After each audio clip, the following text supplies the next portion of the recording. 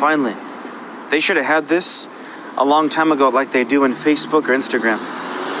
But anyway, so in your tradition I was reading through Mahajja.com, you guys believe Lady Aisha assassinated the Prophet ﷺ. She assassinated her own husband for power. She conspired with Hafsa, Umar, Abubakr, right? And conspiring, she kills the Prophet, right? Now, a few years happened down the road, and the Battle of Jamal's over. At the end of the battle, Aisha surrenders. Question is, why didn't Imam Ali execute these people? And why didn't he execute the people involved in killing his daughter? Right? And subsequently, before that, he should have rebelled against Umar and Uthman. You know, he comes off as a very normal person, like everything's okay. My wife was killed, my house was burned, my unborn child died, and I'm perfectly normal. I've never heard of a warrior like this in my entire life. Sorry, I got a phone call. But there was a favorite Russian king of mine. Even at his lowest point, he was ready to fight. He fought for 20 years against the Mongols, one Russian king, and finally won. So this doesn't make sense to me. Imam Ali's better than this king. Imam Ali's supreme warrior. What's going on here? You see the problem? It's a good question, yeah? Mr. Rafid, Assalamu alaikum rahmatullahi wa barakatuh. I hope you're doing well. Look, my comment in the chat was just pure banter and joke between me and you. I think we can say that past discussions or animosities not needed. I don't take the excuse me, I'm having cigar. I don't take opinion of these radicals. I don't take the opinion of these radicals that my Shia Muslim brothers and sisters are disbelievers. And when it comes to the political scene in the Middle East, between Sunni and Shia Muslim, it's politics. Politics is different from brotherhood. Brotherhood is brotherhood. If there are people closer to me as a, fake Ashari Hanafi, it would be the Shia. So this is what it is. So I like to shut my mouth and just kind of listen,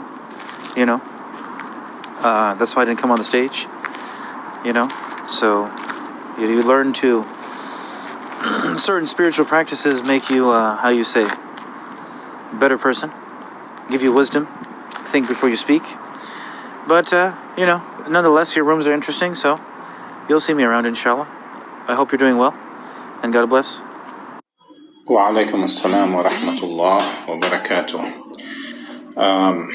You raised two important or interesting questions. Okay, number one, the issue of the Prophet sallallahu alaihi wasallam being poisoned. Now, certainly, the people who poisoned him, they did not come into the open and say, oh, you know what? Aisha told me this, Hafsa told me that, or, Abubakr told Aisha. No, they didn't, reveal this information of how they conspired. You understand? This is not widely narrated. Now, this particular claim that this is what they did is found in Tafsir al-Qummi. Okay, now we would consider this particular information as part of Ilm al-Ghaib. It will be part of the knowledge of the Imams, given to them by Allah subhanahu wa ta'ala, which is, commonly referred to as the knowledge of the unseen. Okay, now, when it comes to the issue of, your own books, we'll find, evidence how the Prophet, for example, was killed, and there's actually a qaida, that is, there is actually a foundation or a basis when it comes to the Imams and the Prophets. They do not use the ilm al-ghaib, okay, the knowledge of the unseen. They do not use this in order to change the physical realities. They don't do this. Like even for example, the Prophet, based on what Allah used to tell him, he used to know, certain things about certain people, but he will not reveal these informations.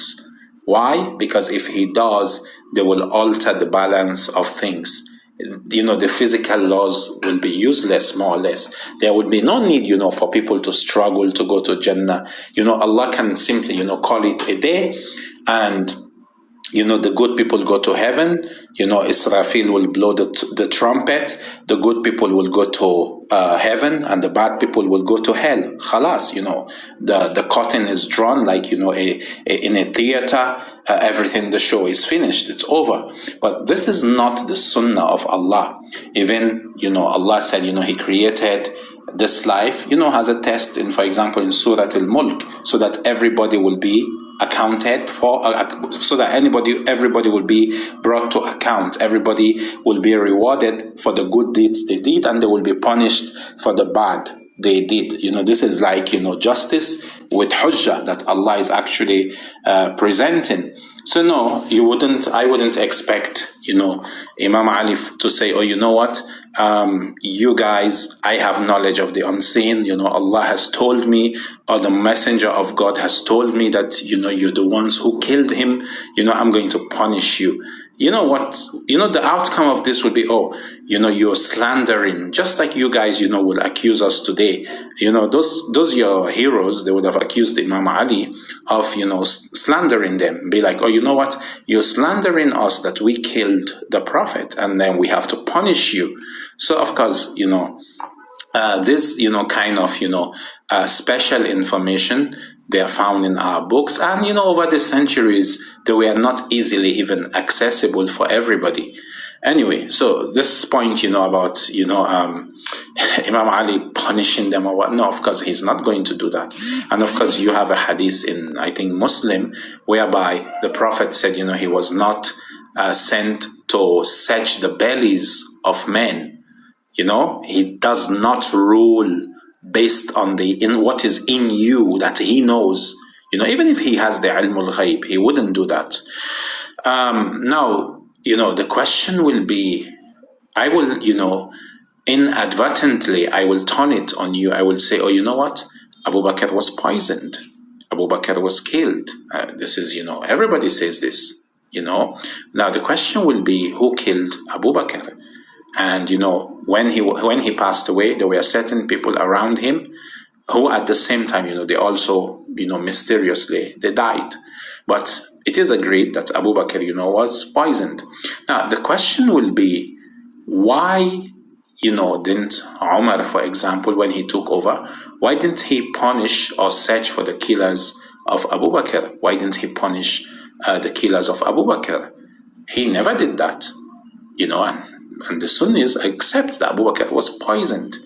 Now, when you comparing Imam Ali alayhi salam to a Russian, ruler or king or whatever he was, this is actually, this is it's, how should I put it? It is taqsir.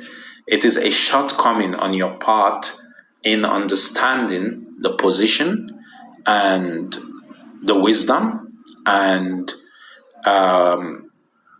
the motives of Imam Ali alayhi salam, because you cannot compare Imam Ali to a worldly leader, because the Russian guy, he simply wants to protect his throne. Imam Ali did not simply wanted to protect the chair. He just wants to rule over the Muslims. This is not the purpose of Imam Ali alayhi salam fighting. Now, when Imam Ali is to fight, it is based on prophecy. Rasulullah sallallahu alayhi wa alihi wa sallam, he had made prophecies. He said, "O Ali, you will fight for the interpretation of the Quran the way I fought for the revelation." Okay, that's number one. And Rasulullah sallallahu alayhi wa alihi wa sallam, he also told Imam Ali alayhi salam, he said, "You will fight the nakithin, the qasitin, and the mariqin."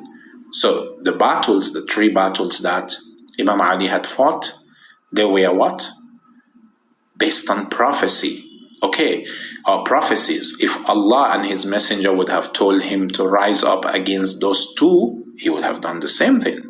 But against those 2, there is clear narrations. There are clear narrations that the Prophet told him to be patient. Okay, now why?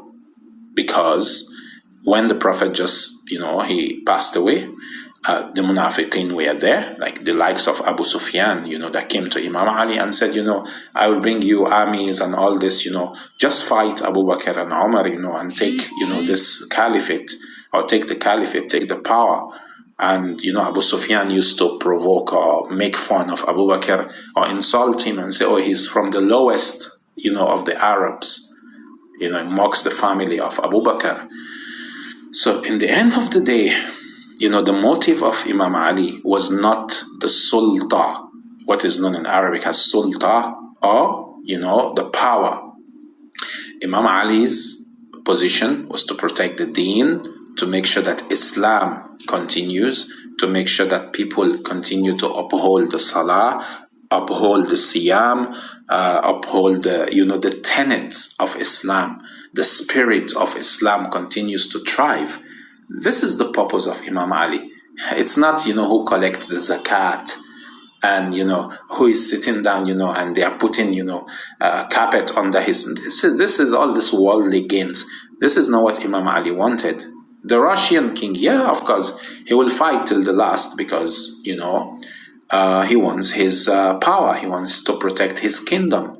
Imam Ali does not have, let me use, this Christian terminology.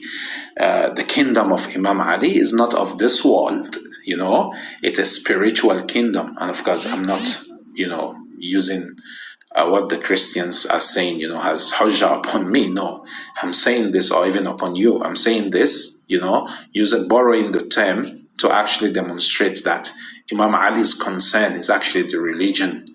The prophets had died, and how do you actually, make sure people continue to observe the tenets of this religion?